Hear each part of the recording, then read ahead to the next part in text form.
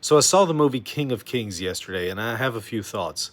There's a huge theological blunder at one point in the movie. The father is telling the son about the story of a woman caught in adultery, which involves the capital punishment of stoning. And the father explains to his son that in the Old Testament, there was stoning for adulterers. Now the little boy is horrified and he says, "That's wrong." And the father says, "Yes, that's wrong." Now, the problem here is the Old Testament describes God as commanding the stoning of adulterers and other offenses at least 6 times, if not more. So, implied here is the claim that God is wrong for what he prescribed in the Old Testament.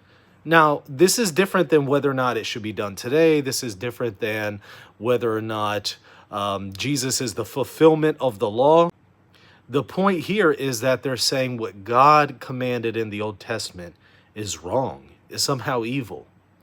Well, this is a massive theological blunder because it means that God is prescribing sinful commands and prescriptions in the Old Testament if what they're saying is true.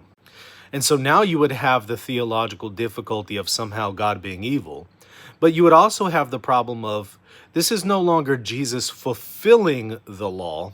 This is rather Jesus condemning the law because somehow the law was evil and sinful.